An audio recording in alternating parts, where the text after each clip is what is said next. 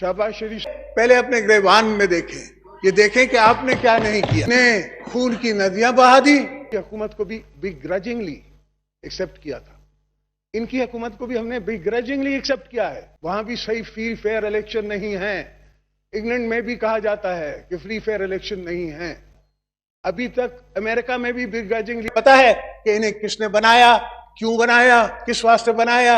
अब जब उनने इनको यतीम छोड़ दिया है तो अब ये शोर डाल रहे हैं। उन जाहिलों को कुछ नहीं पता पाकिस्तान में क्या होता है। लिखे पढ़े जाहिल ना हो।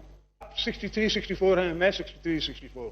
कितने साल हमने जीना है। तो इनको ये पावर देता, इस पार्लियामेंट को किसने पावर दिया। बात हो गया। 12 साल मैंने जेल काटी, आपने कुछ नहीं किया। वक्त आ गया है कि हम बैठें, ये ऊंचा नीचा दिखाने की बात छोड़ दें, एक दूसरे को ऊंचा नीचा दिखाने की कोशिश करते हैं। अस्सलाम वालेकुम नाज़रीन कराम, तारीख में पहली मरतबा सदर ने वज़ीर-ए-आज़म को असम्बली के फ्लोर पर ऐसी करी करी सुनाई कि वज़ीर-ए-आज़म असम्बली में आंख तक न उठा सका। सदर जरदारी ने आज कौम के साथ वफा निभा दी और हक अदा कर दिया। जरदारी साहब ने वाज़ेह कहा कि इस मुल्क के साथ जो कुछ खिलवाड़ हुआ है उसको अब बंद होना चाहिए। सदर मुमलिकत का मजीद कहना था कि अपोजिशन को साथ लेकर चलें, अपोजिशन को साथ बिठाएं, वरना अगर ये अवाम निकल पड़ी तो आपको सर छुपाने की जगह तक नहीं मिलेगी। और क्या कुछ कहा और शहबाज शरीफ क्या करते रहे, वीडियो देखिए, फिर इस पर बात करते हैं। मेरे दिमाग में भी वही सोच आई कि हर जगह जाके हम दोस्तों से, IMF से, वर्ल्ड बैंक से कर्जा मांगते हैं। तो ये सोचते सोचते इसका हल निकालने के लिए मैंने सीपेक का कॉन्सेप्ट सोचा। सीपेक के कॉन्सेप्ट से अगर आप बलूचिस्तान वाले ग्वादर पोर्ट को निकाल दो, कहो कि मैंने ग्वादर पोर्ट चौधरी साहब के स्टे ऑर्डर पे रहने दिया और ग्वादर पोर्ट चाइना को नहीं दिया, तो आगे सीपेक क्या बनता है। अब मैं इस एंगेजमेंट में नहीं जाना चाहता कि उसको कहां इस्तेमाल किया, सही इस्तेमाल किया, नहीं किया। हर किसी की अपनी सोच है, हर पॉलिटिकल पार्टी की अपनी सोच है, हर हुकूमत की अपनी सोच है, और उनको अवाम का हक था।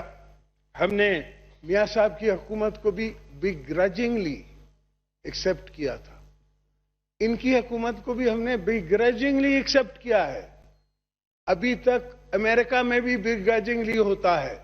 वहां भी सही फ्री फेयर इलेक्शन नहीं है।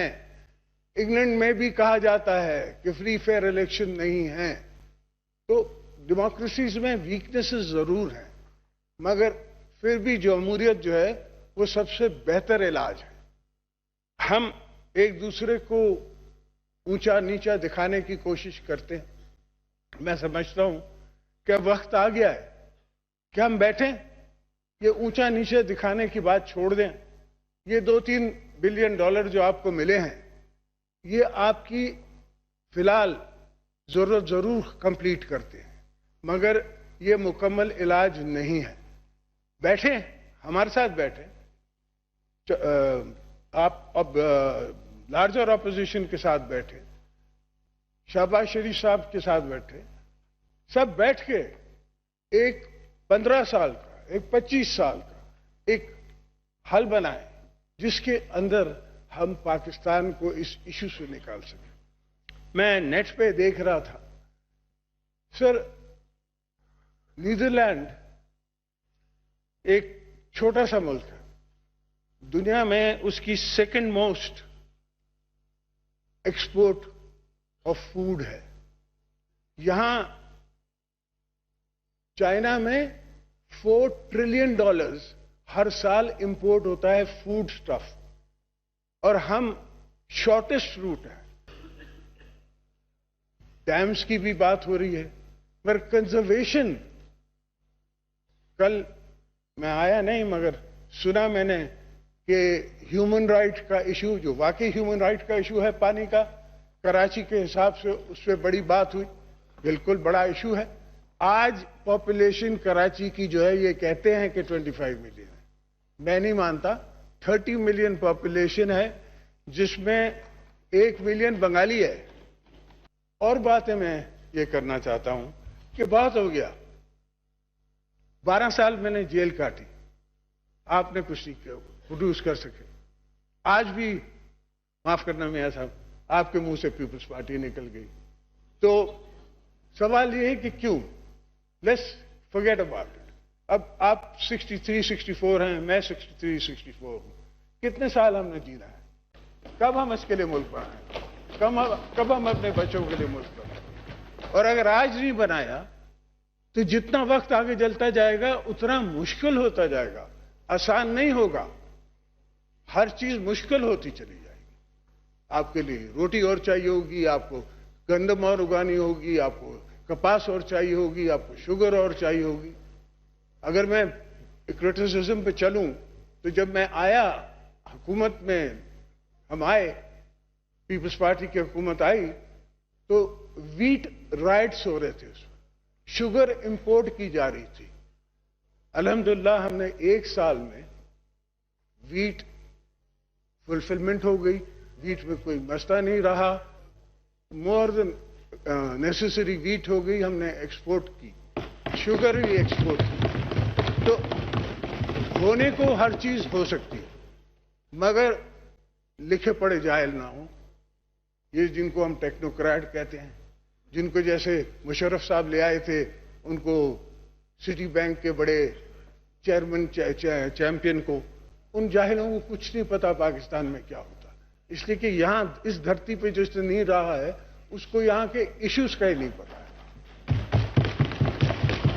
डैम्स हम बनाना चाहते हैं, डैम्स अच्छी सोच है, डैम बनाएं आप, मगर पहले कंजर्वेशन करें। 1 एकड़ पे,